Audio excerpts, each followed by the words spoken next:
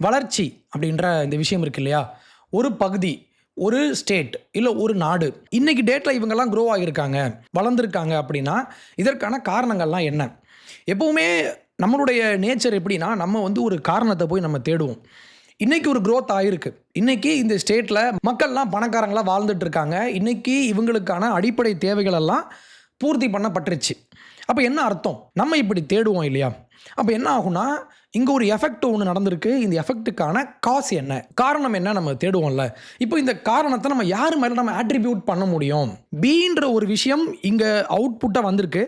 இந்த Bய மூவ் பண்ணது யாரு? இந்த B இங்க உருவாறதுக்கான காரணம் என்னன்னா, இது நம்ம ஊர்ல உள்ள அரசியல்வாதிகளுக்கு அது அவங்களுக்கு ரொம்ப ஈஸியா போயிரும்.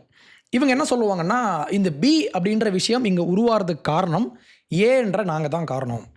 நான் செஞ்சோம். எங்களுடைய அரசியல் நகர்வுகள் காரணமா தான் இன்னைக்கு இப்படி ஒரு எஃபெக்ட் இங்க நடந்திருக்கு. அப்படின்னு ஈஸியா இவங்க கிளைம் பண்ண முடியும். ஆனா, இந்த கிளைம் பண்றதுனாலயே இது உண்மைன்னு ஆயிடாது. இப்படி ஒருத்தவங்க கிளைம் பண்றாங்கன்னா, இந்த கிளைம உறுதிப்படுத்துறதுக்கு ஒரு ஆள் அங்க ஃபேக்ட் செக் பண்ணி ஆகணும் இல்லையா? ஆனா, இங்க உள்ள எக்கனாமிஸ்ட் அப்படின்னு சொல்லிக்கிற ஆட்களெல்லாம் இப்ப என்ன பண்றாங்க, ஒரு குறிப்பிட்ட அரசியல் கட்சிக்கு இவங்க வொர்க் பண்றாங்க. அப்ப என்ன பண்ணுவாங்கன்னா, பாருங்க B உருவானதுக்கு காரணம் A தான். அப்போ நீங்க ஃபர்ஸ்ட் ரூல் என்னன்னா, ஒரு பகுதியில இல்ல நம்ம ஸ்டேட்ல தமிழ்நாடு இன்னைக்கு க்ரோ ஆனதுக்கு காரணம் என்ன? இந்தியாவுல உள்ள மத்த ஸ்டேட்ஸ கம்பேர் பண்றப்போ, தமிழ்நாடு இன்னைக்கு கொஞ்சம் நம்ம முன்னேறி போறதுக்கான காரணம் என்னன்னு சொல்லி நீங்க கேள்வி கேட்டீங்கன்னா, ஃபர்ஸ்ட் ஆளா இவங்க என்ன சொல்லுவாங்கன்னா, திமுக, திராவிட ஆட்சி 67ல இருந்து நாங்க தான் ஆட்சி பண்ணோம். எங்களுடைய ஆட்சியின் காரணமா தான் திமுக, அதிமுக நாங்க 2 பேரும் சேர்ந்து. இதுல பிரைமரியா திமுக அதிகமா கிளைம் பண்ணுவாங்க. இவங்க அதிமுகவ திராவிட கட்சியா இவங்க ஏற்றுக்கொள்ள மாட்டாங்க. நாங்க தான் திராவிடத்த பிடிக்கிறோம்னு இவங்க சொல்லுவாங்கல்ல. அப்ப ரூல் நம்பர் 1 என்னன்னா, எந்த கட்சியெல்லாம் ஒரு ஸ்டேட் க்ரோ ஆனதுக்கு நாங்க காரணம், நாங்க மட்டும் தான் காரணம், நாங்களும் காரணம் அது வேற. அப்படி இவங்க கிளைம் பண்ணாங்கன்னா, நீங்க புரிஞ்சுக்க வேண்டிய முக்கியமான விஷயம் அது பொய். ஏன்னா, growth அப்படின்ற விஷயம் இது நம்ம இஃப் யூ ஸ்டடி எக்கனாமிக்ஸ், நீங்க எக்கனாமிக்ஸ் எப்படி ஒர்க் ஆகுதுன்னு நீங்க படிச்சீங்கன்னா, இது ஒரு சிஸ்டமேட்டிக்கா நீங்க படிச்சீங்கன்னா, உங்களுக்கு ஸ்டாட்டிஸ்டிக்ஸ் அப்படின்ற ஒரு விஷயம் அங்கு உங்களுக்கு கற்றுத்தரப்படும். அப்ப அங்க தான் கோரிலேஷன்னா என்ன? காசேஷன்னா என்ன? கோரிலேஷன்னா என்னன்னா, 2 வித்தியாசமான விஷயங்கள் ஒண்ணா நடக்கும். ஆனா, இதுக்கான காரணம் இதுவாக இருக்காது. 2மே நடந்திருக்கும் ஒரே நேரத்துல. ஆனா, இதனால் இது உருவானது அப்படின்னு சொல்லி நம்ம அங்க ஒரு கோடு போட முடியாது. ஆனா, காஸ் அண்ட் எஃபெக்ட்னு ஒண்ணு இருக்கு. இந்த காஸ் என்ன? அந்த காஸ்னால உருவாக்கப்பட்ட எஃபெக்ட்னா என்ன? இத புரிஞ்சுக்கணும் இல்லையா? அப்போ ஃபர்ஸ்ட் திங் இஸ் ஒரு ஸ்டேட் க்ரோ ஆகுறாங்கன்னா, இதுக்கு நிறைய ஃபேக்டர்ஸ் இருக்கலாம். ஒரு அரசினுடைய முடிவு, அந்த முடிவை இம்ப்ளிமெண்ட் பண்ண இன்னொரு அரசு, இல்ல இந்த அரசினுடைய முடிவை கெடுத்து போட்டதுனால வேற என்ன ஆச்சு? கெடுத்து போட்டதுனால நல்லது நடந்துச்சா? இந்த அரசு கொண்டு வந்த விஷயங்கள இவங்க கெடுத்து விட்டதுனால இவங்களுக்கு என்ன ஆச்சு? இந்த மாதிரி நிறைய காம்ப்ளெக்ஸா நிறைய ஃபேக்டர்ஸ் இருக்கும். இந்த நிறைய ஃபேக்டர்ஸை எடுத்து வச்சு டேபிள்ல வச்சு அனலைஸ் பண்ணணும். இப்படி பார்க்காம இப்படி ஆயிருக்கா? அப்போ நாங்க தான் காரணம். இது அரசியல்வாதிகள் செய்யற ஒரு விஷயம். பட் அப்ஜெக்டிவா எனக்கு உண்மை வேணும். விஷயங்களை நான் எந்த ஒரு பயாஸும் இல்லாம நான் பார்க்குறேன். உண்மையான குரோத்தை நான் லிங்க் பண்ண விரும்புகிறேன் அப்படின்னு நினைக்கிற யாருமே இந்த பொலிட்டீஷியன்ஸ் பேசுகிற விஷயங்களை காது கொடுத்து கேட்க மாட்டாங்க, கேட்கக்கூடாது. அதுக்கு ஒரு பெஸ்ட் எக்ஸாம்பிள் தான் நம்ம சுரேஷ் சம்பந்தம் அப்படின்ற ஒரு கேபிட்டலிஸ்ட். ஒரு ஐடி கம்பெனியை நிர்வகிக்கிற, அதை ஃபவுண்ட் பண்ணி இன்னைக்கு கேபிட்டலிசமில் வளர்ந்துட்டு இருக்கிற ஒருத்தர். இவர் திமுக கூட ரொம்ப இன்னைக்கு க்ளோஸாக மாறி போயிட்டாரு. பரவாயில்ல, இது அவருடைய அரசியல் நிலைப்பாடு, பிரச்சனை இல்லை. ஆனால் திமுகவை சப்போர்ட் பண்ணுறேன் அப்படின்ற பெயரில் இவர் வைக்கிற விஷயங்கள் எல்லாம் பொய்யா இருக்கு. இதான் பிரச்சனை. இந்த சுரேஷ் சம்பந்தம் அப்படின்ற இந்த நபரை நீங்கள் பார்த்துருக்கலாம். திமுக இவங்களுடைய தேர்தல் அறிக்கை, எலெக்ஷன் மேனிஃபெஸ்டோ இவங்க ரிலீஸ் பண்ணுறப்போ பின்னால் இவர் அங்கே நின்றுட்டு இருப்பார். அந்த அளவுக்கு இன்ஃப்ளூயன்ஸ் கொண்ட ஒருத்தர் அறிக்கை வெளியிடுறப்போ இவர் நிற்கிறாருன்னா ஐ திங்க் இவருக்கும் உள்ள பங்கு இருக்கலாம். இந்த அறிக்கையை உருவாக்குனதுல நிறைய ஃப்ரீபீஸ் கொடுத்துருக்காங்க இல்லையா? இந்த ஃப்ரீபீஸ் கொடுத்த விஷயத்தில் இவர் அதிகமாக ஃப்ரீபீஸ்க்கு சப்போர்ட் பண்ணி இவர் பேசிகிட்டு இருக்காரு. இந்த வெல்ஃபேர் சிஸ்டம்க்கு ஆதரவாக இவர் இப்போ என்ன சொல்கிறாரு, ஒவ்வொரு சேனலுக்காக போயிட்டு நாங்கள் அந்த 8,000 கூப்பன் கொடுத்தோம் இல்லையா, அது ஒரு மாஸ்டர் ஸ்ட்ரோக். அது மக்களுக்கு பணத்தை அவர் சொல்கிறாரு, பணத்தை இந்த 8,000 ரூபாய் பணம் திருப்பி மார்க்கெட்டுக்கு போகுதான். மார்க்கெட்டுக்கு போனதுனால மக்கள் பொருட்களை வாங்குறாங்க இல்லையா, வாங்குறதுனால எக்கானமி பூம் ஆகுதான். இது ஒரு கேட்கும்போது ரொம்ப நல்லாயிருக்கும். என்ன பிரச்சனைனா, இவங்க என்ன பண்ணுறாங்க, படிக்காத மக்கள்கிட்ட இவங்க என்ன பண்ணுறாங்கன்னா காசை கொடுத்து ஏமாத்திடுறாங்க. 1000 ரூபாய் கொடுத்துட்டோம்னா நம்ம லாஸ்ட்டு பார்த்த மாதிரி தான், அந்த மகராசன் கொடுத்தாரு அப்படின்னு சொல்லி மக்களை பேச வச்சு இவங்க என்ன பண்ணிடுறாங்க, அழகாக மக்களை இப்படி கொண்டு வந்துடுறாங்க. ஆனால் படித்தவங்க இருப்பாங்க இல்லையா, அவங்கள எப்படி நம்ம கவர் பண்ணலான்னா, சிம்பிளாக என்ன பண்ணலான்னா, இந்த மாதிரி அழகாக நம்ம கிராஃப்ஸ்லாம் போட்டு காட்டலாம். கிராஃப்ஸ்லாம் போட்டு காட்டி பாருங்களேன், growth percentage எவ்வளோ, ஜிடிபி எவ்வளோ, சிஏடி எவ்வளோ, இந்த மாதிரிலாம் இவங்க நம்பர்ஸை வச்சு இவங்க விளையாடுவாங்க. இந்த மாதிரி இவர் செஞ்ச ஒரு சில வேலைகள்லாம் உண்டு. அழகாக இந்த மாதிரி டர்ட்டில் நெக் டிஷர்ட்லாம் போட்டுட்டு இதெல்லாம் போடவே முடியல எனக்கு, இதை போட்டுக்கிட்டு எப்படி இவர் இந்த வெயிலில் வாழ்கிறாருன்னு தெரியல, அதை விடுங்க. ஆனால் இவர் என்ன பண்ணுவார், இந்த ஸ்டீவ் ஜாப்ஸ், இவர் நம்ம ஊரில் உள்ள லோக்கல் ஸ்டீவ் ஜாப்ஸ், இவர் என்ன பண்ணார்னா ஒரு ட்வீட் ஒன்று போட்டிருப்பார். இந்த ட்வீட்டை பற்றி நான் மென்ஷன் பண்ணியிருப்பேன் ஒரு மாதத்துக்கு முன்னால் நம்ம சேனலில் நான் பேசுகிறேன்னு நான் சொல்லியிருந்தேன். இவர் இப்போ என்ன பண்ணுறாருன்னா, நம்ம ஊரில் கோல்டு, இப்போ தங்கம் அப்படின்ற விஷயம் நம்ம ஊரில் எல்லாருக்கும், அதான் இப்போ இன்வெஸ்ட்மெண்ட் பண்ணுறாங்கன்னா இவங்களுடைய ப்ரைமரி இன்வெஸ்ட்மெண்ட் இன்ஸ்ட்ருமெண்ட்டாக மக்கள் எதை பார்க்குறாங்கன்னா கோல்டு.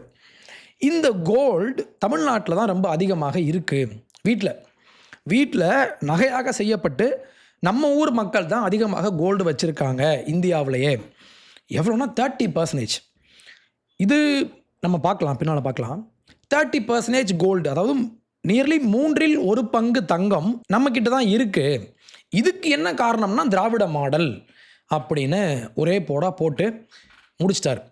இப்போ இவர் போட்ட அந்த ட்வீட்டை நம்ம பார்க்கலாமா? இந்த போஸ்ட்டில் இவர் 5 விஷயங்களை இவர் கிளைம் பண்ணுறாரு. 1, தமிழ்நாட்டில் நியர்லி 30% கோல்டு நம்ம வச்சுருக்கோம். நார்த் இந்தியாவில் டாட்டா இருக்காங்க, அம்பானி இருக்காரு, அதானி இருக்காரு, கோத்ரேஜ் இருக்காங்க, பஜாஜ், பிர்லா, மஹிந்திரா, ஏர்டெல், ஜிந்தால், வேதாந்தா, எல்என்டி, ஐடிசி, ஹிந்துஜா, இந்த மாதிரி நிறைய கம்பெனிஸ் அங்கே உண்டு. ஆனால் இத்தனை கம்பெனி இருந்துமே இவங்களால வளர்ச்சி அடைய முடியாத விஷயத்தை நம்ம வளர்ந்துருக்கோம். இவங்க தான் என்ன சொல்லுவாங்கன்னா, நார்த் இந்தியாவில் வளர்ச்சியே இல்லைன்னு சொல்லுவாங்க, நார்த் இந்தியாவில் கம்பெனிஸே இல்லைன்னு சொல்லுவாங்க. இப்போ இவங்க என்ன சொல்கிறாங்க, இவங்களுக்கு ஏற்ற மாதிரி வட இந்தியாவில் இவ்வளோ கம்பெனிஸ் இருந்துமே இவங்களால் அச்சீவ் பண்ண முடியாத விஷயத்தை நம்ம அச்சீவ் பண்ணிட்டோம். இப்படி யாராவது கேள்வி கேட்டாங்கன்னா, இது எப்படி சாத்தியம்னு ஒருத்தவங்க கேள்வி கேட்டாங்கன்னா, நீங்கள் அவங்க கிட்ட போயிட்டு திராவிட மாடல்னு சொல்லுங்க அப்படின்னு ஒரு விளம்பரம் பண்ணியாச்சா. அடுத்து இன்னொரு கிளைம், ரொம்ப அப்சர்டான ஒரு claim. You can see all the top 5 states are the original Dravida Nadu. Tamil Nadu, Karnataka, Andhra, Kerala, Telangana, இந்த ஸ்டேட்டினுடைய கோல்டு ரிசர்வ்ஸ் இருக்கும் இல்லையா, இதே ஒரு லிஸ்ட் பண்ணிட்டு இப்போ டாப்பில் நம்ம இருக்கோம். இந்த 5 மாநிலங்களில் நீங்கள் அடுத்தடுத்த ஸ்டேட்ஸை பார்த்தாலுமே இவங்கெல்லாம் யாருன்னா ஒரிஜினலாக திராவிட நாடாக நம்ம இருந்தோம். ஆனால் இவங்க சொல்கிற இந்த திராவிட நாடுன்ற கான்செப்டை அவங்க யாருமே ஏற்றுக்க மாட்டாங்க. இவங்க அவங்களுக்குன்னு தனியாக ஒரு நேஷ்னாலிட்டி, அவங்களுக்குன்னு தனியாக மொழி, இவங்க மொழி இனம் அடிப்படையில் இவங்க பிரிஞ்சு போயிட்டாங்க. ஒரு தெலுங்கர் தன்னை ஒரு தெலுங்கராக தான் இன்றைக்கி அடையாளப்படுத்திக்கிறாரு. ஆனால் இவங்க அதெல்லாம் திராவிட நாடு தான் இவன் ஒத்துக்கணும்ல ஃபஸ்ட்டு. அப்போது இவங்களுடைய ஐடியாலஜிக்காக இவங்களுடைய நம்ம ஆட்சி பண்ணுறவங்க யாருன்னு உங்களுக்கே தெரியும். தமிழ்நாட்டு அரசாங்கத்தில் பெரிய பெரிய அமைச்சர்கள்லாம் யாருன்னு பார்த்தீங்கன்னா எல்லாம் தெலுங்கர்கள் தான். அப்போ இவங்களுடைய அடையாளத்தை மறைக்கிறதுக்காக இவங்க என்ன பண்ணுறாங்க, வாங்க நம்மெல்லாம் ஒன்றா திராவிட நாடாக கூடிக்கலான்னு இவங்களை கூட்டிக்கிறாங்க. ஆனால் இது பொய் இல்லையா? அடுத்து இவர் இன்னொன்று என்ன சொல்கிறாரு, பெங்களூரில் அங்கே ஒரு ஹைப்பர் க்ரோத் இருக்குது. ஆனால் அப்படி இருந்துமே அவங்கள விட நம்ம 2 மடங்கு பெருசு. இந்த 5 கிளைம்ஸையும் நம்ம இன்றைக்கி ஃபேக்ட் செக் பண்ண போகிறோம். ஃபஸ்ட்டு அந்த 30% கோல்டு இருக்கு இல்லையா, இது உண்மையாக நம்ம ஃபஸ்ட்டு பார்க்கலாம். டேட்டான்னு ஒன்று கொடுத்தா அதுக்கு சோர்ஸ்னு ஒன்று வேணும் இல்லையா? நீங்கள் எங்கேருந்து எடுத்தீங்கன்னு இவரை கேட்டால் World Gold Council's India's gold market reports and historical demand data analysed by agencies like Oxford Economics, அதுக்கப்புறம் நாங்கள் ஆர்பிஐலேருந்து எடுத்தோம், இப்படிலாம் இவர் சொல்கிறாரு. ஆனால் எங்கேருந்து எடுத்தார், எந்த ரிப்போர்ட்டு, அந்த மாதிரி எந்த ஒரு லிங்க்குமே இல்லையா? இதான் எங்கள் பெரிய பிரச்சனை. வேர்ல்டு கோல்டு கவுன்சில் அப்படின்ற ஒரு அமைப்பை இவர் கோட் பண்ணுறாரு. ஃபஸ்ட்டு இப்போ நான் போடுற இந்த வீடியோ இருக்கு இல்லையா, இந்த வீடியோ ஒரு குறிப்பிட்ட நபரை, இப்போ இந்த நபரை ஃபேக்ட் செக் பண்ணி இவரை டீபங்க் பண்ணி அப்படி காட்டணும் அப்படின்றது என் கோல் இல்லை. அதையும் தாண்டி இது ஒரு கேஸ் ஸ்டடி. இவங்க எப்படியெல்லாம் நம்மளை ஏமாத்துறாங்க, திமுக அப்படின்ற ஒரு ஈகோ சிஸ்டம் இவங்க டேட்டாவை எப்படி பயன்படுத்தி எப்படி இவங்க மேனிப்புலேட் பண்ணுறாங்க. எப்படி அண்டா செந்தில் அப்படின்ற ஒரு நபர், அண்டான்றது அவருக்கு அவரே வச்சுக்கிட்ட ஒரு பெயர் தானே, நம்ம அரசு பள்ளி மாணவர்கள் ஜப்பானீஸ் பேசுகிறாங்க, இவங்க ஜப்பான் மொழி பேசுகிறாங்க, இவங்க ஜப்பானுக்கு போகிறாங்க, நாங்கள் இவங்களை கூட்டு போனோன்னு இவங்க பேசுனாங்க இல்லையா? அப்போது இதெல்லாமே ஒரு மார்க்கெட்டிங் மட்டும்தான். இவங்க எப்படிலாம் மார்க்கெட்டிங் பண்ணுறாங்க, டேட்டாவை எப்படி இவங்க ட்விஸ்ட் பண்ணுறாங்கன்றது முக்கியம் இல்லை. அதற்கு இது ஒரு எக்ஸாம்பிள், அதுக்கு இது ஒரு கேஸ் ஸ்டடி. இவங்க எப்படி இதை ஒரு சிஸ்டமேட்டிக்காக பண்ணுறாங்க அப்படின்னு நான் உங்களுக்கு காட்டுறேன், அவ்வளோதான். இது ஒரு தனி மனிதரை அட்டாக் பண்ணுறதுக்காகவோ இல்லை இவரை தப்புன்னு சொல்லி இவரை டீபங்க் பண்ணிவிட்டு அடுத்த ஆளுக்கு போகிறதோ நம்மளுடைய வேலை இல்லை. நம்ம முக்கியமாக பண்ண வேண்டிய விஷயம் என்னென்னா, இவங்க சொல்கிற பொய்களை நம்ம எப்படி அனலைஸ் பண்ணணும் அப்படின்றதுக்கு இந்த வீடியோ ஒரு எக்ஸாம்பிளாக இருக்கும். வேர்ல்டு கோல்டு கவுன்சில் அப்படின்ற ஒரு விஷயத்தை இவங்க சொன்னதாக இவர் கோட் பண்ணுறாரு இல்லையா? அப்போ நீங்கள் கேட்க வேண்டிய first question, where is the link, where is the source? இப்போது நீங்கள் சொல்லலாம், கெவின் பால் இந்த மாதிரி சொன்னார். அப்போ சொன்னாருன்னா எப்படி சொன்னார், அவர் எங்கே சொன்னார்? அப்போது அவருடைய ஆக்சுவல் கிளிப்பிங்ஸ் எடுத்து நீங்கள் காமிக்கணும். காமிச்சாதான் இது உண்மை. இதுக்கு பேர் தான் எம்பிரிக்கல் டேட்டான்னு சொல்லுவாங்க. உங்களால் கண்ணால் பார்த்து உணரக்கூடிய, பார்த்து புரிந்து கொள்ளக்கூடிய ஒரு டேட்டாக்கு பெயர் எம்பிரிக்கல் டேட்டா. நீங்கள் அதை அனலைஸ் பண்ண முடியும், அது உங்கள் கண்ணு முன்னால் இருக்கும். இங்கே அப்படி இருக்கு, ஆனால் இல்லை. அப்போ ஃபஸ்ட்டு விஷயம் என்னென்னா, where is a source? World gold council சொன்னாங்க. இந்த வேர்ல்டு கோல்டு கவுன்சில்லாம் யாருன்னா, இவங்க கோல்டு இண்டஸ்ட்ரியில் ஒரு பெஞ்ச் மார்க் மாதிரி. இவங்க நிறையா கோல்டு மைனிங் இருக்குல்ல, கோல்டு தங்க சுரங்கங்கள் இருக்காங்க இல்லையா, அந்த தங்க சுரங்கங்களில் ஆப்ரேட் பண்ணுறவங்க, இதை வச்சிருக்கிற ஓனர்ஸ் எல்லாம் இங்கே மெம்பராக இருக்காங்க. ஓகே, அந்த அளவுக்கு ஒரு நம்பத்தகுந்த. அப்போது நீங்கள் கோல்டுடைய ப்ரைஸ் எப்படி மாறுது, கோல்டை நம்ம எப்படி ப்ரமோட் பண்ணலாம், இந்த மாதிரி நிறைய விஷயங்களை இவங்க பண்ணிகிட்டு இருக்காங்க. இந்த கவுன்சில் கோல்டில் இவங்க ஒரு அத்தாரிட்டி. ஓகே, இவங்க கொடுத்த டேட்டாவை நான் கோட் பண்ணுறேன்னு இவர் சொல்கிறாரு. என்ன சொல்கிறாரு, 30% கோல்டு நம்ம வச்சுருக்கோம் அப்படின்றதுக்கான எவிடன்ஸ் எங்கே இருக்கான்னா WGC கிட்ட இருக்குது. அப்போ எங்கே இருக்குது, வேர் இஸ் த சோர்ஸ்? அதை பற்றி மென்ஷன் பண்ணல. இப்போ நம்ம தேடி பார்த்தோம்னா 2023 இவங்க ஒரு அறிக்கை ஒன்று கொடுத்துருக்காங்க. இந்த அறிக்கையில் இந்தியாவில் உள்ள, கவனிங்க, இந்தியாவில், நாட் இன் தமிழ்நாடு, இவங்க ஸ்டேட் வைஸ் கொடுக்கல, இந்த நாட்டு அளவில் இவங்க கொடுத்த இந்த ரிப்போர்ட்டில் gold investment market and financialisation அப்படின்னு தலைப்பிடப்பட்ட ஆர்டிக்கலில் இவங்க என்ன சொல்கிறாங்கன்னா, Indian house holds hold an enormous amount of gold. எவ்வளோனா 25,000 டன். அப்போ இந்தியா முழுக்கவே 25 டன்னு தான் இருக்குது. இவர் சொல்கிற மாதிரி 30% அப்படின்னு நம்ம ஒரு கணக்கு வச்சா இது எவ்வளோ வரும்னா 7,500 டன் வருது. அப்போ இந்தியாவில் இருக்கிற மொத்த கோல்டு அளவில் 7,500 டன் கோல்டு நம்ம ஊரில் உள்ள நம்மளுடைய பெண்களுடைய அறையில் இவங்க பூட்டி வச்சுருக்காங்க, இவங்க நகையாக செஞ்சு வச்சுருக்காங்கன்னு இவர் சொல்கிறாரு. ஆனால் இதுக்கான டேட்டா எங்கே இருக்குது? அப்படி எந்த ஒரு டேட்டாவுமே இல்லை. இன்க்ளூடிங் RBI, இன்க்ளூடிங் WGC, யாருமே தமிழ்நாடு ஸ்டேட்டில் இவ்வளோ கோல்டு இருக்குன்னு யாருமே சொல்லலை. இந்திய அளவில் 25,000 இருக்குது. இது இன்னொரு எஸ்டிமேஷன் பார்த்தீங்கன்னா, இது மார்கன் ஸ்டான்லி இவங்க கொடுத்துருப்பாங்க. போன வருஷம் கொடுத்த இந்த ரிப்போர்ட்டில் இவங்க சொல்கிறாங்க 34,600 டன் இருக்குது இந்தியாவில். இப்போ நம்ம 25க்கும் 35க்கும் நடுவில் நம்ம ஒரு அமௌண்ட்டை நம்ம செட் பண்ணலாம். 30, இந்தியா முழுக்க 30 டன்ஸ் இருக்குது கோல்டு. இதில் 30% தமிழ்நாட்டில் மட்டும் இருக்கா அப்படின்னா அதற்கான டேட்டா முதல்ல இல்லை. இவர் இந்த விஷயத்தை அசியூம் பண்ணிக்கிறார். அசியூம் பண்ணிட்டு இவர் என்ன சொல்கிறாருன்னா, இவரை ஒருத்தங்க கேள்வி கேட்குறாங்க, அது எப்படிங்க டேட்டா எங்கன்னு கேட்டால், நோட் ஆன் 2025 ப்ரொஜெக்ஷன்ஸ், WGC 25,000 டன்னு சொல்கிறாங்க. இது ஒரு பேஸ் லைனாக சொல்கிறாங்க. ஓகே, அக்டோபர் மாதம் மார்கன் ஸ்டான்லி கொடுத்த அந்த ரிப்போர்ட்டில் 34,600 டன்னு இவங்க சொல்கிறாங்க. இப்படி வச்சுக்கிட்டா தமிழ்நாட்டில் 7,000 டன்னில் இருந்து இப்போ 9,688 டன்ஸ் வரும். இது ஒரு அசம்ஷன், பியூர்லி ஒரு அசம்ஷன். 7,000 ஒரு பேஸை இவரே உருவாக்கிட்டு 25ன்றது உண்மை. இப்போ இது எப்படி இது ஒர்க் ஆகும்னா, ஆஃப் ட்ரூத், பாதி உண்மை. 25,000 டன்னு நம்ம ஊரில் இருக்கானா அது உண்மை. 35,000 டன்னு அப்படின்னு மார்கன் ஸ்டான்லி சொன்ன விஷயமும் உண்மை. பட் இந்த 7,000 எங்கேருந்து வந்துச்சு? No data. அப்போது இந்த ஒரு 7,000 ஒரு பேஸை வச்சு இதுக்கு மேலே இன்னொரு பொய்யை ஒன்று கட்டி 25,000 இருக்கும்போது 7,000 டன்னு, இப்போ 35 இருக்கும்போது 9,600 டன். அப்போது இந்த ரெண்டுமே பியூர்லி அசம்ஷன் பேஸ் பண்ணி இவராக வாயில் என்ன வருதோ நம்ம இதை சொல்லுவோம். இப்போ நான் ஒரு சேலஞ்ச் பண்ணுறேன், நீங்கள் போய் தேடி பாருங்கள். எங்கேயுமே இந்த மாதிரி தமிழ்நாடு வைஸ், தமிழ்நாட்டில் இல்லை ஆந்திராவில் இவ்வளோ டன்னு, இல்லை கேரளாவில் இவ்வளோ டன்னுன்ற மாதிரி அஃபிஷியலி WGC, RBI, இவர் சொல்கிற இன்னொன்று ஆக்ஸ்ஃபோர்ட், இந்த 3 பேருமே எந்த ஒரு டேட்டாவுமே கொடுக்கலை, பப்ளிஷ் பண்ணலை. இது வெளிப்படையாக நீங்கள் போய் தேடி பார்த்தா உங்களுக்கு தெரியும். WGC ரிப்போர்ட்ஸ் நான் உங்களுக்கு காட்டுறேன். நீங்கள் பார்த்தீங்கன்னா இவங்க ஸ்டேட் வைஸ் பப்ளிஷ் பண்ண மாட்டாங்க. இவங்க ஒரு இன்டர்நேஷ்னல் ஆர்கனைசேஷன். இவங்க என்ன பண்ணுவாங்கன்னா இன்டர்நேஷ்னலி கோல்டினுடைய இருப்பு எவ்வளவு, அந்த நாட்டினுடைய அரசாங்கம், இப்போ நம்ம ஊரில் வந்து ரிசர்வ் பேங்க் கிட்ட எவ்வளவு கோல்டு ரிசர்வ்ஸ் இருக்காங்க, எவ்வளோ இருக்குது, இவங்க இதை ஒரு கணக்கு எடுத்து ஒரு ரிப்போர்ட் மாதிரி போடுவாங்க. அதர்வைஸ் ஸ்டேட் வைஸ் இவங்க போட மாட்டாங்க. அப்போ இந்த 7,000 டன் எங்கேருந்து வந்துச்சுன்னா இவருடைய மண்டையிலேருந்து வந்த ஒரு விஷயம். அவரே உருவாக்க வேண்டியதானே. எப்படி பாசான்ற ஒரு நபர் இஸ்ரேலுடைய வரலாற்றை இவரே உருவாக்குவார். தமிழ்நாட்டில் வந்து இவங்க ஆட்சி பண்ணாங்க யார்? யூதர்கள். என்ன எவிடன்ஸ் இருக்குது? ஏன் வாய் தான் எவிடன்ஸ். இப்படி தான் இவரும் பேசிகிட்டு இருக்கார். அப்போ திராவிடம்னாலே உருட்டு தான்.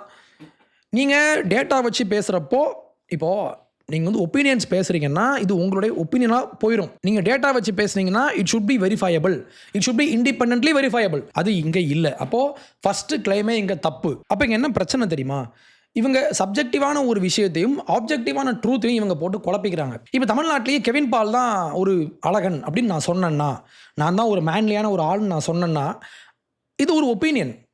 அழகுன்ற விஷயம் இந்த முகத்தை வச்சு மட்டும் முடிவு பண்ணக்கூடிய ஒரு விஷயம் அப்படின்றது சப்ஜெக்டிவான ஒரு விஷயந்தான். இது எனக்கு நான் அழகாக தெரியலாம், இன்னொருத்தருக்கு இது வேறு மாதிரி தெரியலாம். பட் அப்ஜெக்டிவ் ட்ரூத்னு ஒன்று இருக்குது. கெவினோட கையில் 5 ஃபிங்கர்ஸ் இருக்குது அப்படின்னு நான் சொன்னேன்னா இது அப்ஜெக்டிவ் ட்ரூத். இது இண்டிபெண்ட்டாக ஒருத்தர் கவுண்ட் பண்ணி பார்க்க முடியும். இதை ஒருத்தர் வந்து இல்லைங்க இது வந்து 6 விரல் இருக்குதுன்னு நான் சொல்ல முடியாது. ஏன்னா வெரிஃபையபிள் டேட்டா, எம்பிரிக்கல் டேட்டா இதான் இங்கேயுமே. நீங்கள் டேட்டாவை நீங்கள் கோட் பண்ணிங்கன்னா இட் ஷுட் பி வெரிஃபையபிள். அப்படி இல்லை. இவர் சொன்ன இந்த விஷயத்தை யாரும் வெரிஃபை பண்ண முடியாது. பட் 25,000 அப்படின்ற விஷயத்தை டெக்கான் கிரானிக்கல், பிஸ்னஸ் லைன் இந்த மாதிரி பத்திரிகைகள்லாம் WGC சொன்ன விஷயத்தை இவங்க கோட் பண்ணுறாங்க. அப்போ இந்திய அளவில் எவ்வளோ கோல்டு இருக்குன்னு நம்ம பார்த்துக்க முடியும். ஆனால் லோக்கலி ஸ்டேட் லெவலில் இங்கே அப்படி எந்த ஒரு டேட்டாவும் இல்லை. நெக்ஸ்ட்டு இவர் சொல்கிறாரு, அடுத்து இவர் RBI இவர் கை காட்டுறாரு. RBIயில் இப்படி ஒரு டேட்டா இருக்குன்னு இவர் சொல்கிறாரா? RBI ஒரு ரிப்போர்ட் ஒன்று இவங்க கொடுப்பாங்க ஒவ்வொரு வருஷமும். Handbook of Statistics on the Indian Economy அப்படின்ற ஒரு அறிக்கை ஒன்று கொடுத்துருக்காங்க. Nearly 450 pages. இதில் இது ஒவ்வொரு வருஷமும் இது வரும். 24-25 இந்த ஆண்டுக்கான அறிக்கை போன வருஷம் அக்டோபர் நினைக்கிறேன் அப்போ வந்துச்சு. இந்த ரிப்போர்ட்டில் ஹவுஸ் ஹோல்ட் செக்டார், வீட்டில் இண்டிவிஜுவல் ஃபேமிலிஸ், ஓகே, இவங்களுடைய இன்வெஸ்ட்மெண்ட் அளவுகள் பற்றி இவங்க விரிவாக இங்கே போட்டிருக்காங்க. ஃபஸ்ட்டு கிராஸ் ஃபினான்ஷியல் சேவிங்ஸ் 18லேருந்து ஆரம்பித்து ஒவ்வொரு வருஷமும் எவ்வளோ கூடியிருக்கா குறைஞ்சிருக்கா இதெல்லாம் இவங்க ட்ராக் பண்ணி போட்டிருக்காங்க. 23-24 இந்த 2 ஆண்டுகளில் 34 லட்சம் கோடியாக இருக்குது. அப்படின்னா என்னென்னா what is cross financial savings அப்படின்னா, ஃபஸ்ட்டு பேங்க் டெபாசிட்ஸ்.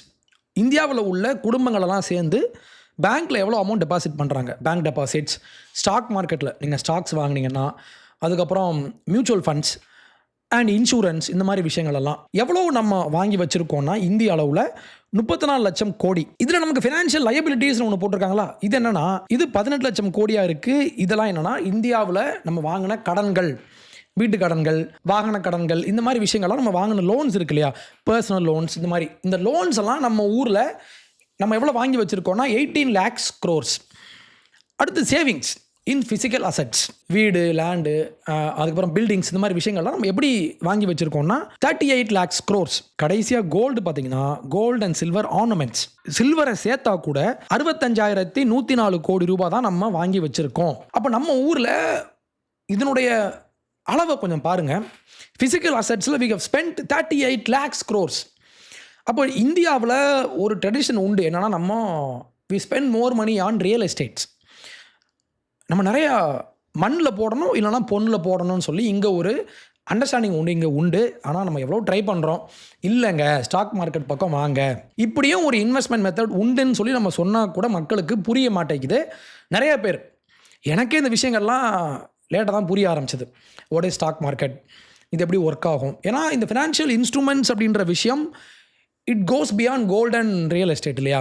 பட் நம்ம ஊரில் மக்கள் அதுக்கு ரெடியாக இல்லை. இன்னைக்கு வரைக்குமே people invest more in lands and gold. இது எந்த அளவுக்கு அப்படின்னு பார்த்தீங்கன்னா, ஃபிசிக்கல் அசட்ஸையும் நீங்கள் கோல்டையும் நீங்கள் கம்பேர் பண்ணிங்கன்னா 60 times மோர். இங்கே தங்கத்தில் இன்வெஸ்ட் பண்ணுறத விட, இங்கே தங்கத்தில் இன்வெஸ்ட் பண்ணுறது தான் ரொம்ப அதிகம் நம்ம நினச்சிட்டு இருக்கோம். ஆனால் தங்கத்தை விட 60 times நம்ம லேண்டில் நம்ம காசை கொண்டு நம்ம போட்டுட்ருக்கோம். அப்போ நம்மளுடைய அதிகமான சேவிங்ஸ் எங்கே போகுதுன்னா it goes to real estate. அப்போ இவர் சொல்கிற மாதிரி நம்மக்கிட்ட 7,000 டன் நம்ம வச்சுருக்கோம் அப்படின்னா அப்படி கிடையாது. டேட்டா வைஸ் பார்த்திங்கன்னா இது லாஜிக்கலி சாத்தியமே இல்லை.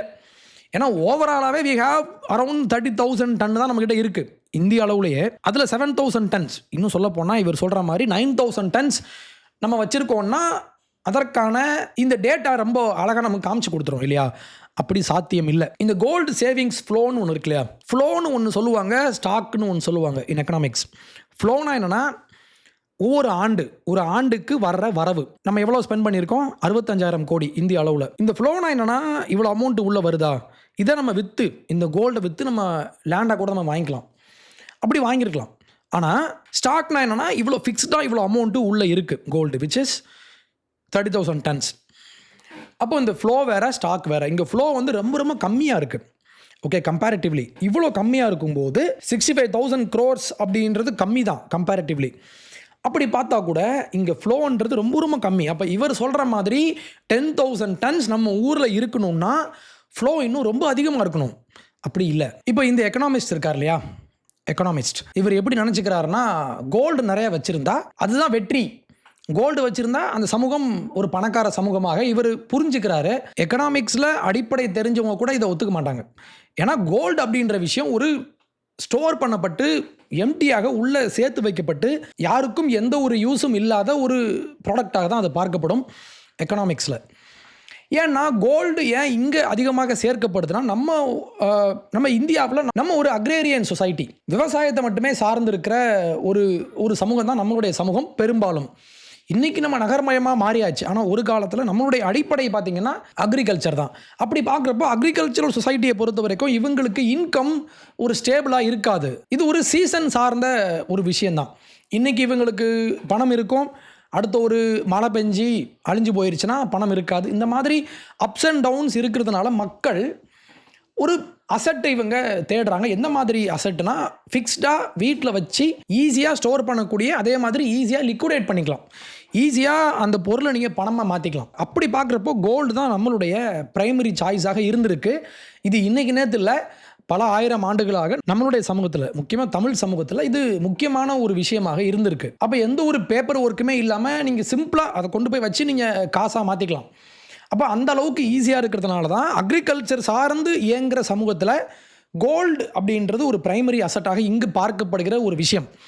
ஆனால் இதை எந்த ஒரு எக்கனாமிஸ்ட்டுமே சமூகம் க்ரோத் ஆகிருச்சு அப்படின்ற மாதிரி இதை ஒரு அடையாளமாக வச்சு இவங்க பார்க்க மாட்டாங்க. ஏன்னா இதில் ரெண்டு விஷயம் இருக்குது. ஒன்று, இண்டிவிஜுவல் லெவலில் இது ஒரு நல்ல விஷயம் தான். ஒரு இண்டிவிஜுவல் ஃபேமிலி இவங்க தங்கத்தை வாங்கி இவங்க சேர்த்து வைக்கிறாங்க. இதை பார்ஸாக வாங்கலாம், காயின்ஸாக வாங்கலாம், இல்லை ஆர்னமெண்ட்ஸாக வாங்கலாம், வாட் எவர் இட் இஸ், வாங்கி இவங்க சேர்த்து வைக்கிறாங்கன்னா இது இந்த குடும்பத்துக்கு இது ஓகே, இண்டிவிஜுவல் லெவலில் ஓகே. ஆனால் ஒய்டராக பார்க்குறப்போ ஒரு எக்கானமி அப்படின்னா அது இண்டிவிஜுவல் லெவலையும் தாண்டி சமூகம் சார்ந்த ஒரு விஷயம் இல்லையா? ஃபார் எக்ஸாம்பிள், 100 ரூபாய் இருக்குது உங்ககிட்ட. அந்த 100 ரூபாயை கொண்டு போய் நீங்கள் பேங்க்கில் போய் டெபாசிட் பண்ணிங்கன்னா அந்த காசு அங்கே தூங்க போகிறது இல்லை. அந்த காசை எடுத்துகிட்டு போய்ட்டு இவங்க லோன் கொடுப்பாங்க. இந்த லோன்ஸை வச்சு இவங்க ஃபேக்ட்ரி கட்டுவாங்க. இந்த ஃபேக்ட்ரியை வச்சு வேலைவாய்ப்பு உருவாகும். வேலைவாய்ப்பு உருவாகிறதன் மூலமாக அங்கே மற்றவங்களும் வந்து வேலை செய்வாங்க. அங்கே ஒரு க்ரோத் இருக்கும். ஆனால் அந்த கோல்டு எடுத்துகிட்டு போயிட்டு நீங்கள் உங்கள் பீரோவில் போய் மூடி வச்சிங்கன்னா, லாக்கரில் வச்சுட்டு இதனால் எந்த ஒரு பிரயோஜனமும் இல்லை. உங்களுக்கு சொசைட்டியில் ஒரு பாதுகாப்பு, உங்கள் பணம் உங்ககிட்ட இருக்குது, அவ்வளோதான். அதை தாண்டி அந்த பணம் வெளியே போகணும். இது எக்கானமி படித்தவங்களுக்கு தெரியும். எக்கனாமிக்ஸில் பேசிக் என்னென்னா பணம் அப்படின்ற விஷயம் இது வெளியே போகணும். சேர்த்து வச்ச பணம் பிரயோஜனமே இல்லை. இந்த சேர்த்து வச்ச பணத்தை வச்சு இந்த பணத்தை வச்சு நம்ம எப்படி குட்டி போட வைக்கலாம், இப்படி இருந்தால் மட்டும்தான் சமூகம் உருப்படும், மேலே வரதுக்கான வாய்ப்பு இருக்குது. ஆனால் இவர் எங்ககிட்ட கோல்டு வந்துருச்சு பாருங்கள், இவ்வளோ கோல்டு இங்கே எப்படி வந்துச்சுன்னா திராவிட மாடல்னு அப்படி ஒரு உருட்டுறாரு. அந்த மாடலுக்கு நான் பின்னால் வரேன். ஃபஸ்ட்டு அப்போது நம்ம புரிஞ்சிக்க வேண்டிய முதல் விஷயம், gold is not equal to success. இந்த விஷயத்தை நான் சொல்லலை, ரகுராம் ராஜன் அப்படின்ற ஆர்பிஐயினுடைய கவர்னராக இருந்த மிக முக்கியமான ஒரு எக்கனாமிஸ்ட்.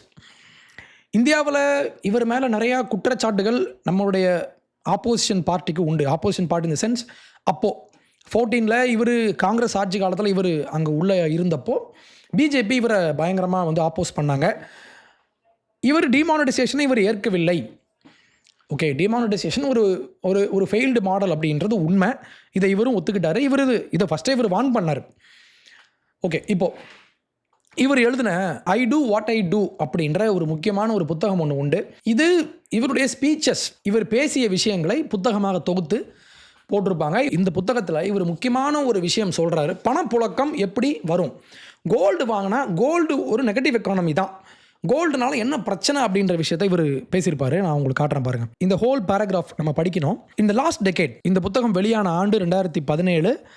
இவர் 2007 இவர் சொல்றாரு, கடந்த 10 ஆண்டுகளில், which is 2007 to 2017. In the last decade, savers have experienced negative real rates over extended periods as the CPI, இது consumer price index, இது விட்டுருங்க, இது ஒரு டெக்னிக்கலான ஒரு term, has exceeded deposit interest rates.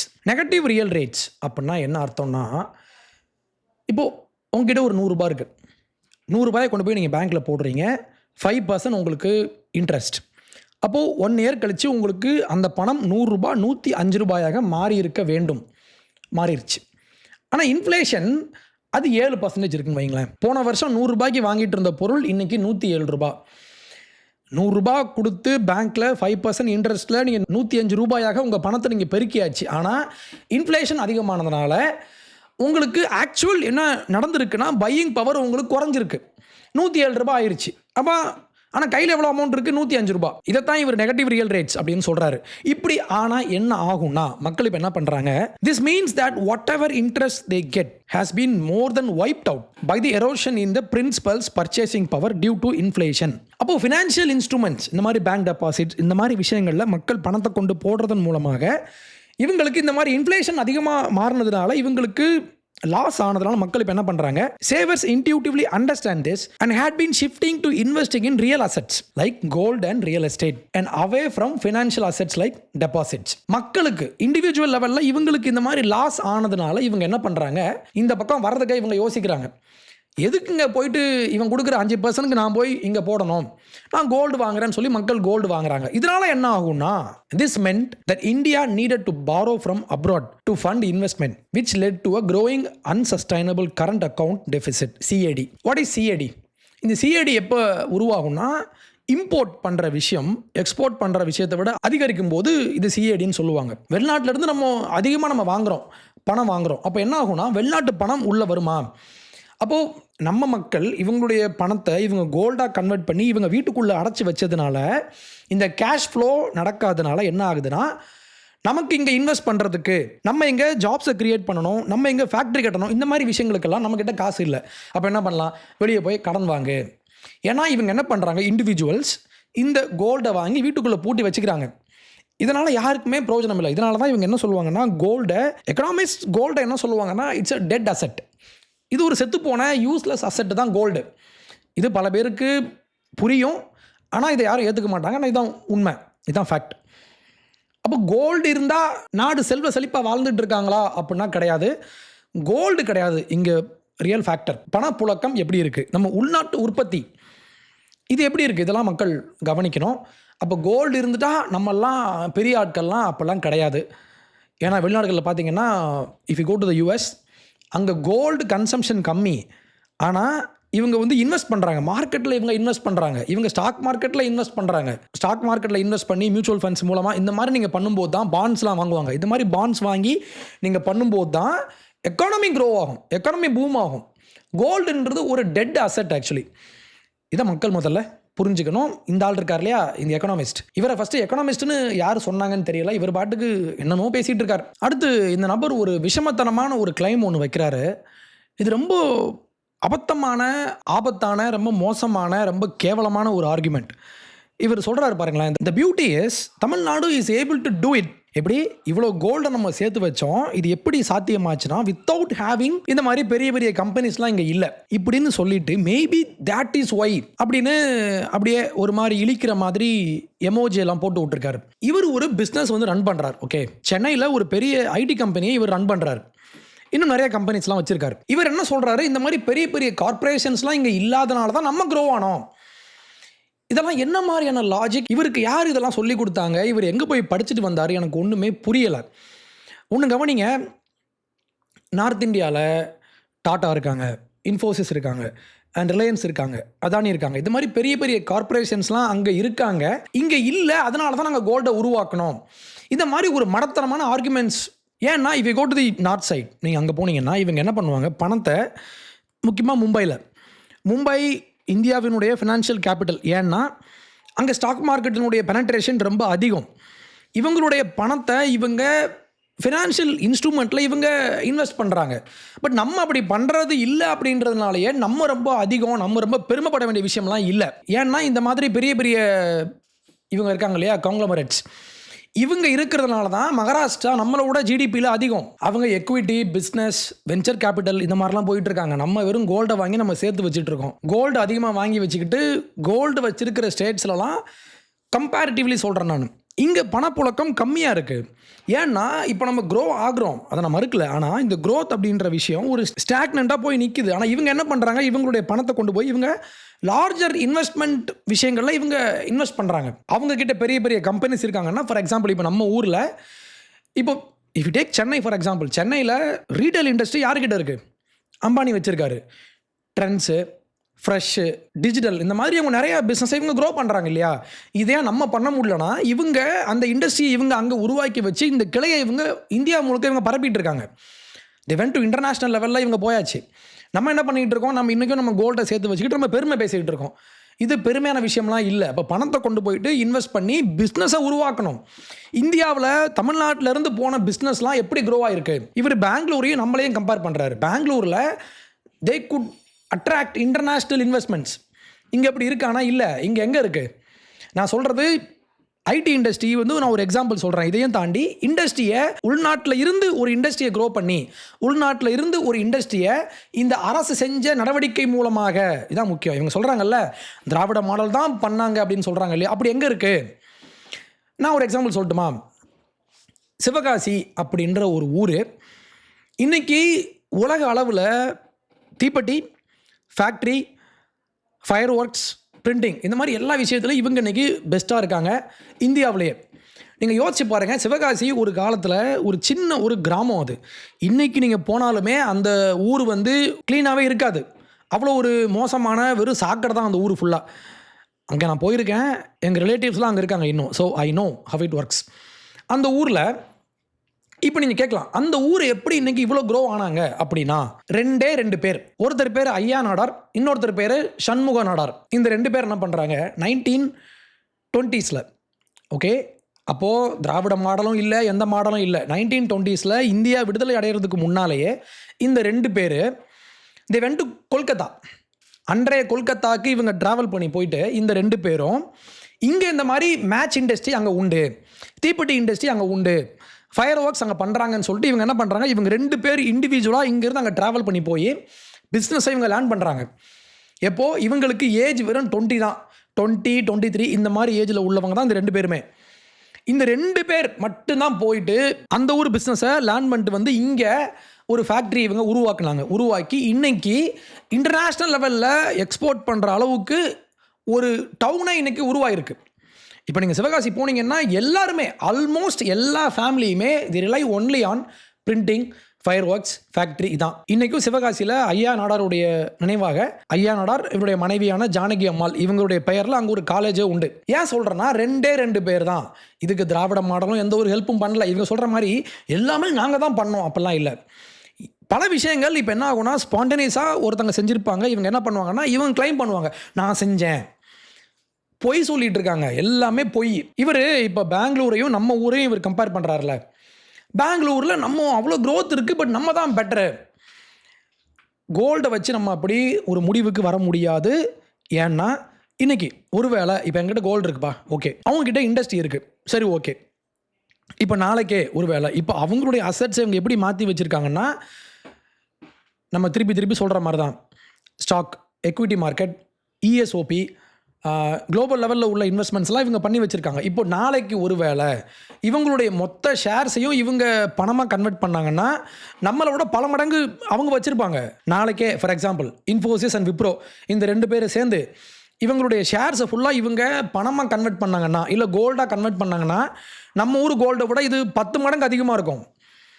இப்படி இவங்க பண்ணதுனாலேயே அங்கே எக்கானமி க்ரோ ஆயிடுச்சு நம்ம சொல்ல முடியாது. அப்போ நம்ம ஊரில் கலாச்சார ரீதியாகவே நமக்கு கோல்டு மேலே இங்கே அஃபிலியேஷன் அதிகம். இது டிஎம்கே அப்படின்ற ஒரு கட்சி, இல்லை திராவிடம் அப்படின்ற ஒரு ஐடியாலஜி இங்கே வரதுக்கு முன்னாலேயே பல 1000 வருஷமாக, if you go to read நம்ம சங்க இலக்கியம் படிச்சிங்கன்னா, எல்லா புத்தகத்திலையுமே எல்லா இலக்கியத்திலையுமே பொன் அப்படின்ற வார்த்தை சாதாரணமாக பயன்படுத்தியிருப்பாங்க.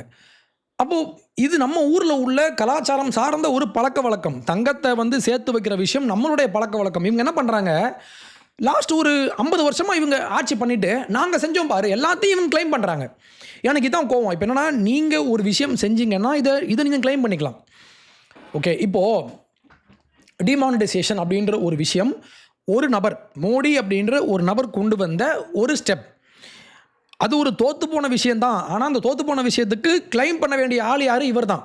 ஏன்னா இவர் தான் இதை செஞ்சார், இவருடைய முடிவுனால ஏற்பட்ட விஷயம். ஆனால் க்ரோத் அப்படின்ற விஷயம் ஒரு ஆள் செய்யக்கூடிய விஷயம் இல்லை. ஒரு ஸ்டேட் க்ரோ ஆகிற விஷயம் ஒரு அரசு இல்லை ஒரு முதல்வர் இல்லை ஒரு ஆட்சி இல்லை ஒரு கட்சி பண்ணுற விஷயம் இல்லை. இது அந்த சமூகத்தில் உள்ள நிறையா ஃபேக்டர்ஸை நம்ம உள்ளே பார்க்கணும். ஐயா நாடாருக்கு கொல்கத்தாவில் இப்படி ஒரு விஷயம் இருக்குன்னு இவருக்கு எப்படி தெரியும்? அப்போ இவருக்கு தெரிஞ்சிருக்கு. எப்போது 1920s எல்லா தடைகளையும் தாண்டி இவங்களுக்கு பயம் இருக்கும். அது எப்படி சாத்தியம், நம்ம போயிட்டு இதை செய்ய முடியுமா, நம்ம வாழ்கிறது ஒரு சின்ன ஊரில் இப்படின்னு இவங்க முயற்சி பண்ணாங்க. இவங்களை எந்த ஒரு கட்சியும் இவங்களை வளர்க்கவும் இல்லை, திராவிடம் இவங்களை படிக்க வைக்கவும் இல்லை. அப்போது திராவிடமே இல்லை ஃபஸ்ட்டு. அந்த ஆட்சி காலத்தில் இவங்க வெறும் ஒரு கொள்கை கூட்டமாக இருந்தாங்க. இவங்ககிட்ட எந்த ஒரு பவருமே இல்லை. ஆனால் இவங்க இல்லாமலே இங்கே ஒரு ராஜ்யத்தை கட்ட முடியும், ஒரு எம்பையரை கட்ட முடியும்னு கட்டி காமிச்சிருக்காங்கல்ல. இதுக்கும் திராவிடம் தான் காரணமா? நம்ம ஊரில் கோல்டு நம்ம அதிகமாக வாங்குறோம்னா இங்கே திருமணத்தின் போது கோல்டு ஒரு முக்கியமான ரோல் இங்கே ப்ளே பண்ணுது. கோல்டு இல்லாமல் இங்கே திருமணமே இல்லை. இது நம்மளுடைய கலாச்சாரம் சார்ந்த ஒரு விஷயம். இதுக்கும் திராவிடத்துக்கும் என்ன சம்பந்தம்? இப்போது கோல்டு இவர் சொல்கிற மாதிரி 7,000 டன் அப்படின்றது முதல்ல பொய். அங்கேருந்து ஆரம்பித்து இதை ஒரு 9,000 மாற்றி விட்டார், அதுவும் பொய். இவர் சொல்கிற விஷயத்தை நம்ம எடுத்துக்கிட்டாலுமே இங்கே எங்கே திராவிட மாடல் வந்துச்சு? That is my question. எங்கே வந்துச்சு? திராவிடம் பண்ண எந்த விஷயத்தினாலும் நான் கோல்டு அதிகமாக நான் வாங்குறேன். இப்போ என்னுடைய இண்டிவிஜுவல் ஃபேமிலியில் ஒரு பெண் குழந்தை பெற்ற ஒரு குடும்பம் இவங்க என்ன பண்ணுவாங்கன்னா நேச்சுரலாக கோல்டை வாங்கி சேர்ப்பாங்க. ஏன்னா இவங்களுக்கு நாளைக்கு மேரேஜ் பண்ணி கொடுக்குறப்போ கோல்டு வேணும். இது இங்கே உள்ள கலாச்சாரம் சார்ந்த ஒரு நம்பிக்கை. அப்போ இவங்க கோல்டை வாங்கி சேர்க்குறாங்கன்னா இவங்க ஸ்டாக் மார்க்கெட் உள்ளே போகாமல் இதை வந்து அவர் எக்கனாமிஸ்ட் கால் வீக்கர் ஃபினான்ஷியலைசேஷன் நம்ம சொல்லுவோம். ஏன்னா ஃபினான்ஷியலைசேஷன் அப்படின்ற விஷயம் கோல்டை மட்டும் சார்ந்து போயிடக்கூடாது. நம்ம பார்த்த மாதிரி நம்ம ரகுராம் ராஜன் சொன்ன மாதிரி கோல்டு அப்படின்ற விஷயம் ஒரு டெட் அசெட். இந்த டெட் அசெட்டை கொண்டு வந்து மக்கள் சேர்க்குறாங்கன்னா இதுக்கு எங்கே திராவிட மாடல் என்ன செஞ்சாங்க? இவங்க கொண்டு வந்த எந்த பாலிசினால மக்கள் கோல்டு அதிகம் வாங்கி சேர்க்குறாங்க? ஏதாவது ஒரு காரணம் சொல்ல முடியுமா? எதுவுமே இல்லை. அப்போ சும்மா கற்பனை கதையை வந்து கொண்டு வந்து வச்சுட்டு எல்லாமே நாங்கள் தான் செஞ்சோம். அப்போ திராவிட மாடல் என்ன செஞ்சாங்கன்னு யாராவது கேட்டாங்கன்னா இதை கொண்டு வந்து காட்டுங்கன்னு இவர் சொல்கிறாரு. முதல்ல இந்த டேட்டா தப்பு. அடுத்து இந்த டேட்டாவை எப்படி இவங்க ரெப்ரசென்ட் பண்ணுறாங்க அதுவும் தப்பு. அடுத்து இண்டஸ்ட்ரியல் க்ரோத்தை இவர் நக்கல் பண்ணுறாரு. நார்த் இந்தியாவில் இவ்வளோ கம்பெனிஸ் இருக்காங்க, இங்கே இல்லை, ஸோ நம்ம ரொம்ப க்ரோ ஆகிட்டோம். இவனாவது பேசுவானா இப்படி? அடுத்து இன்னொரு கதை வேறு. இது திராவிட நாடு, இந்த 5மே திராவிட நாடுகளாம். ஃபஸ்ட்டு இவன் நம்புவானா? இவன் ஏற்றுப்பானா? ஃபஸ்ட்டு கேரளாக்காரங்க ஏற்றுப்பாங்களா, இல்லை மலையாளி ஏற்றுப்பாங்களா, தெலுங்கர்கள் ஏற்றுப்பாங்களா? நம்ம வாய் நம்ம உருட்டுவோம், அவ்வளோதான். இதை தாண்டி இதில் எந்த ஒரு ஃபேக்ட்டுமே இல்லை. அப்போ பொய் சொல்கிற விஷயம் அப்படின்றது ரொம்ப ரொம்ப ஈஸி. எலெக்ஷன் முடியட்டும், நம்ம இன்னொரு வீடியோ நம்ம பண்ணலாம். இந்த நபர் பற்றி நம்ம வந்து பேச வேண்டிய விஷயங்கள்லாம் இன்னும் அதிகமாக இருக்குது. முக்கியமாக அந்த 8,000 கூப்பன் கொடுத்துட்டா அந்த எக்கானமிக்குள்ளே அந்த காசு போய் நாங்கள் ஃப்ரிட்ஜை வாங்கி அந்த ஃப்ரிட்ஜி வாங்குறதுக்கு நாங்கள் காசை கொடுத்து அந்த காசுனால அந்த கம்பெனி வளர்ந்து கிளிக்கும். ஐயா, முதல்ல எக்கானமி அப்படின்ற விஷயம் கிரியேட் பண்ணப்படணும். கடன் வாங்கி அந்த காசை கொடுத்து அந்த காசு போயிட்டு எக்கானமியில் போகுதுன்னா அதனால ஒரு யூஸ் கிடையாது. எக்கானமி எப்படி ஒர்க் ஆகுது அப்படின்ற அடிப்படையே தெரியாமல் இவங்க கடன் வாங்கி வச்சுருக்காங்க. கடனை வாங்கி இவங்களுக்கு கேஷ் கொடுத்து இந்த கேஷ் திருப்பி உள்ளே போய் வட்டி யார் கட்டுவா? அப்போ பணத்தை வந்து உற்பத்தி பண்ணணும், பணம் உற்பத்தி ஆகணும். பணம் வந்து ஒரு ஃபேக்ட்ரியில் போட்டிங்கன்னா நீங்கள் 10 ரூபா போட்டால் அது 100 ரூபாயே வரணும். அதை பண்ணுறதை விட்டுட்டு இந்த 10 ரூபா வாங்குறதுக்கு நான் கடன் வாங்கி கொடுத்துட்டு பாருங்கள் இங்கெல்லாம் அப்படியே செழிப்பாக நம்ம வந்து செழிச்சிட்ருக்கோம். அப்போ இந்த மாதிரி பொய் சொல்லி மக்களை ஏமாற்றி எக்கானமி இவங்க ஒரு ஜோக்காக மாற்றுறாங்க. அப்போ இந்த ஜோக்கர்ஸ்லாம் யார் நீங்கள் புரிஞ்சுக்கோங்க. அதுக்கு இந்த ஒரு வீடியோ ஒரு கேஸ் ஸ்டடியாக உங்களுக்கு ஹெல்ப் பண்ணணும்னு நான் நம்புகிறேன். ரைட், நன்றி.